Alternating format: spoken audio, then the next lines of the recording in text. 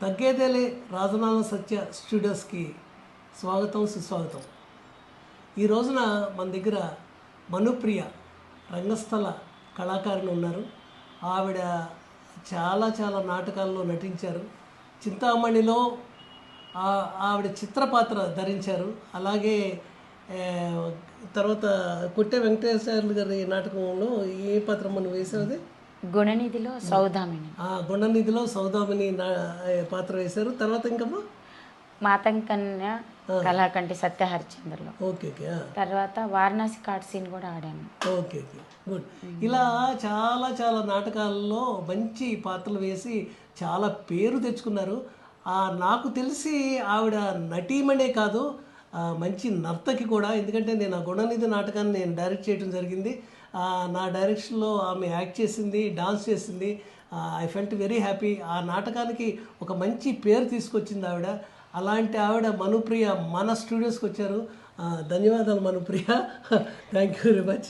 First Rajanala మన స్టూడియోకి నేను హృదయపూర్వక ధన్యవాదాలు తెలుపుకుంటున్నాను సార్. ఓకే అమ్మా, తప్పకుండా. మా స్టూడియో ఎప్పుడు కళాకారులుగా శ్రేయస్సు కోసం పాటుపడుతుంది. మరుగున పడిపోతున్న ఈ కళని బయటకు తీసుకురావాలనేది మా ముఖ్య ఉద్దేశం. అలాగే గుర్తింపు లేదు, మాకు ఎవరు గుర్తించట్లేదు అనుకున్న కళాకారులని మా ఛానల్ ద్వారా ప్రేక్షక దేవుళ్ళకి పరిచయం చేయాలనేదే నా ఉద్దేశం. ఇప్పుడు మీ గురించి చెప్పండి. అసలు మీరు ఎక్కడ పుట్టారు, ఏం చదువుకున్నారు, ఎలా వచ్చారు, మీ కుటుంబ నేపథ్యం ఏంటి ఒకసారి చెప్పండి.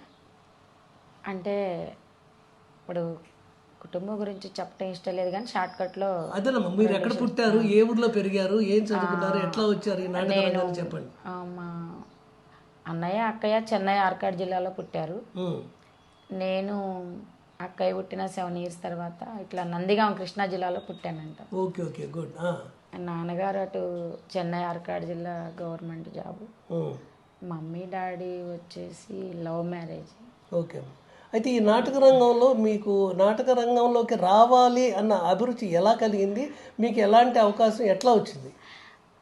ఎలా అంటే మా నాన్నగారు చెప్తూ ఉండేవారు అప్పుడప్పుడు. మా చిన్నాన్నగారు పీర్ల పండుగ అట్లా వస్తే, అంటే మా హిందూస్మే కానీ పీర్ల పండుగ రోజు ఊర్లలో అందరు కలిసి చేసుకుంటారు కదా, మా చిన్నాన్నగారు నిప్పుల మీద బాగా ఆడేవారంట, కత్తులు ఇట్లా పైకి ఇసిరేసి.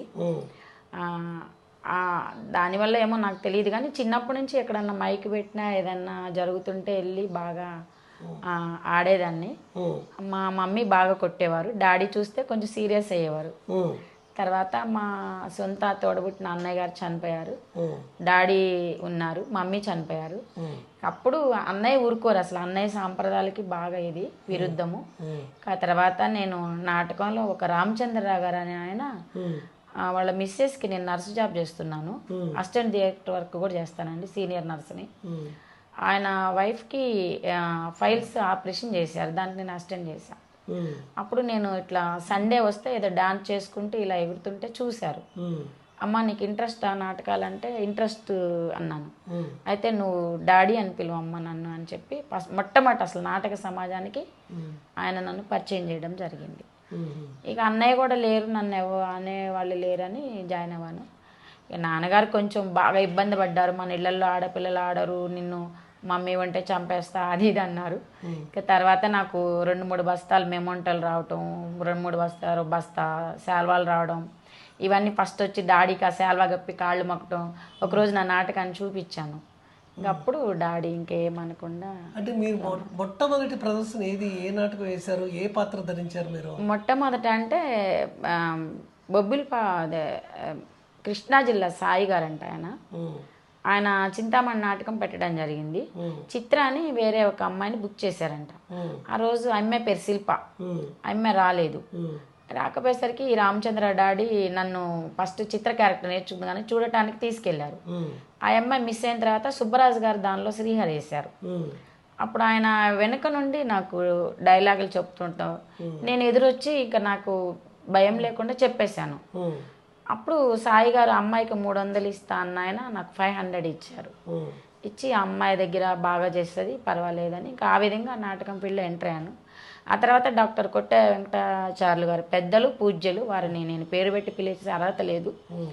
ఆ సార్ దానిలో 20 years నుంచి నేను చేస్తున్నాను. ఓకే తర్వాత అర్జునరావు సార్ బ్యానర్లో 9 ఇయర్స్ చేశాను. ఓకే తర్వాత సాంఘిక నాటక ప్రేమ పరాకాష్ట ఉత్తమ నటి అవార్డు మిర్యాలగూడలో మామిడి హరికృష్ణ గారి చేతుల మీద తీసుకున్నాను. తర్వాత ప్రపంచ అక్షరాస్యత ఉద్యమంలో కూడా నేను ఓన్గా నేనే రచన చేసుకొని పాటలు పాడుకొని టెంపో మీద హైదరాబాద్ మొత్తం చేశాను. ఇప్పుడు సెంట్రల్ గవర్నమెంట్ నుంచి నాకు 15,000 రూపాయలు చెక్కు నా మొట్టమొదటి అందుకోవడం. ఓకే అమ్మ, ఫస్ట్ మీరు చిత్రగా యాక్ట్ చేస్తారు కదా చింతామణిలో. అవునండి. ఆ చిత్రకి పాటలు పద్యాలు ఏమైనా ఉన్నాయా? ఆ చిత్రకి అసలు పద్యాలు పాటలు ఏమి ఉండవు. నేను ఇప్పుడు చింతామణి నాటకం బుక్ చదువుతున్నాను కాబట్టి దాని మీనింగ్ ఇప్పుడు తెలిసింది నాకు. నాకు తెలిసి అసలు చిత్రకి 2-3 డైలాగులు తప్ప ఏముండవు. చింతామణికి ఒక హెల్ప్ పని మనిషి లాగా చేయాలి అమ్మాయి, కొనుక్కొచ్చుకుంటారు వాళ్ళు. ఆ కుటుంబాలకి ఆ రోజు దేవదాసుల కుటుంబానికి వాళ్ళు కొనుక్కొచ్చుకుంటారు కాబట్టి అలా వచ్చిన ఆ అమ్మాయి. అయితే నాకు తెలియదు కాబట్టి అందరూ ఈ డైలాగులు చెప్పాలమ్మని ఇలా నేర్పిస్తే అలాగే చేశాను. ఇక తర్వాత హైదరాబాద్ నుంచి మనప్రియ వచ్చిందంటే కొన్ని డైలాగులు ఆంధ్ర సైడ్ వాళ్ళు చెప్పమని అంటే, ఆంధ్ర కానీ రాయలసీమ కానీ తెలంగాణ కానీ కొన్ని డైలాగులు నేను చెప్పనని నేను ఒక మంచి పేరైతే తెప్పించుకున్నాను. చిత్ర క్యారెక్టర్కి ఆ డైలాగ్ నేను చెప్పను, ఆ అమ్మాయి చెప్పదు, వదిలేయండి. అంటే చిత్ర క్యారెక్టర్లో పాటలు ఏమైనా ఉన్నాయమ్మా? ఏమైనా వచ్చా మీకు? పాటలు పాడతారా? అంటే ఉన్నాయి సార్. ఏమైనా 2 లైన్లు పాడగలరా ఇబ్బంది లేకపోతే? ఓకేనా? చిత్ర క్యారెక్టర్కి పాటలు ఏదో పాట పాడండి.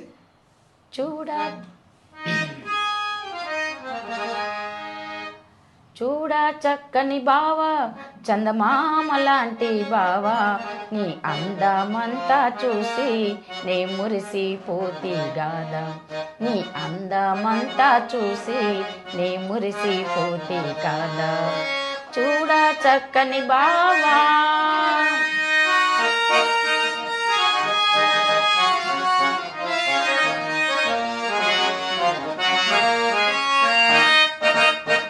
ఒంగోలు జిల్లాలోన ఉంగరాల షాపు మనదే, ఒంగోలు జిల్లాలోన ఉంగరాల షాపు మనదే, ఉంగరాలు తెచ్చి నాకు ఒకసారి ఇచ్చి పోవా బావా, ఉంగరాలు తెచ్చి నాకు ఒకసారి ఇచ్చి పోవా, చూడా చక్కని బావా, చందమామ లాంటి బావా, నీ అందమంతా చూసి నే మురిసిపోతి గాదా, నీ అందమంతా చూసి నే మురిసిపోతి గాదా, చూడా చక్కని బావా.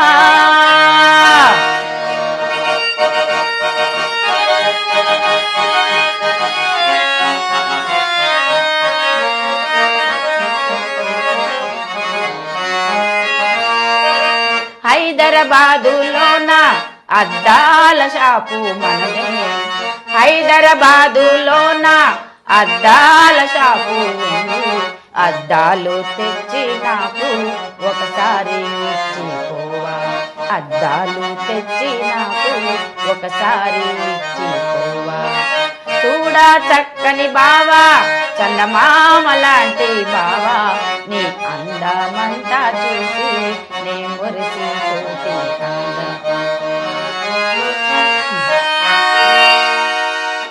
బాగుందమ్మా, బాగా పాడారు.